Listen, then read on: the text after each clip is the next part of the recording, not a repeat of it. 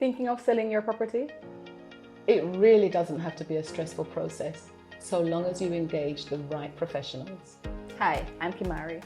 And I'm Bev. And today we're going to walk you through the simple steps to list your property for sale.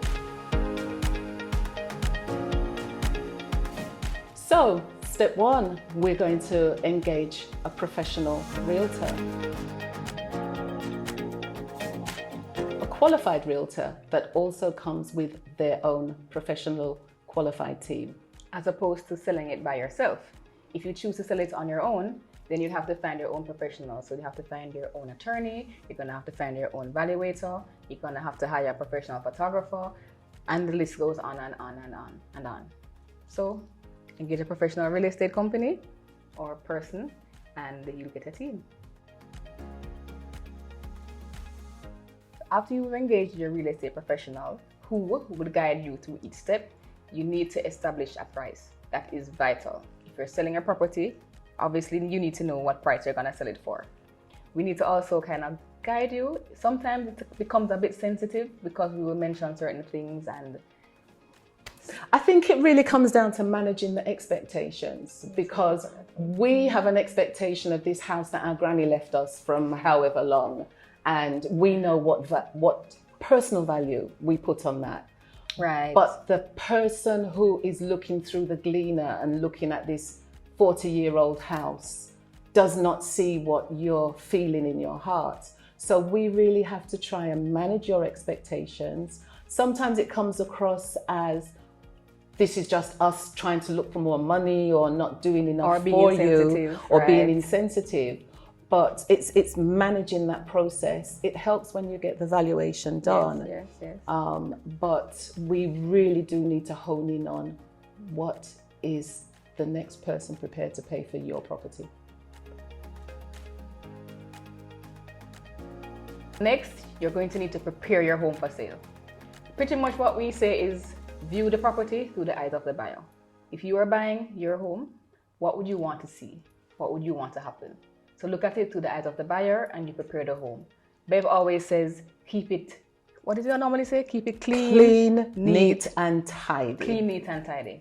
Simple as it is. Depersonalize. And depersonalize. Part of the reason you engage a realtor is to take away that direct contact between you and 20 different persons walking through the property.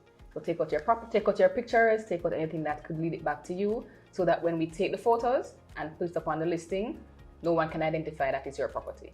And when persons come to view, they won't know whose property it is. So that gives you a better shot of just keeping safe and being private. Absolutely.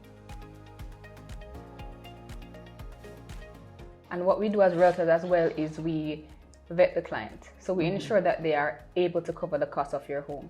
So if it's a mortgage client, they should provide with us what we call a pre-approval letter. I'm sure you've heard that word thrown around a lot. So it just pretty much shows that they have qualified for X amount of money from the bank. So they give us that letter, which shows that they can cover the price of the property. So that safeguards against the sale falling through and we're having to start all over again to market, advertise, to show, and start all over. So we check that everyone has all their ducks in a row. We give you all the paperwork, and as Bev said, the decision is yours. Under contract, 2 words that our sellers love to hear. That just means that you have all parties have now signed to the sale agreement document. The document is dated, and so that date is what the attorneys now work with in terms of completing the transaction, which can be anything from 30 to 90 days for cash. Mortgage could be 80 to 120 days. When you are under contract, you should be prepared to accommodate a viewing again. So let's say it's a mortgage buyer, they will need to access to do a valuation for the purpose of the bank, as well as a survey. So, and sometimes they also want to revisit just to take measurements or to see any changes that they want to take place. Yeah. So then we just advise that you be prepared to accommodate that.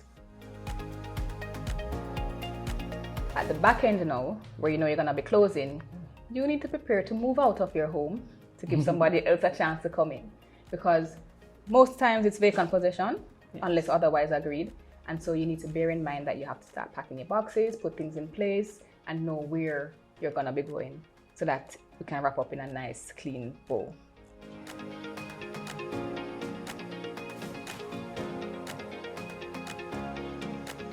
So there you have it.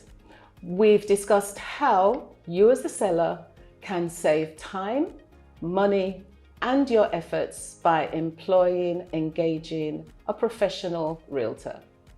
And if you found this video helpful or interesting, we ask that you click the like button, give it a thumbs up, be sure to subscribe, and for more information, there will be some links in the description bar below. You can check on those.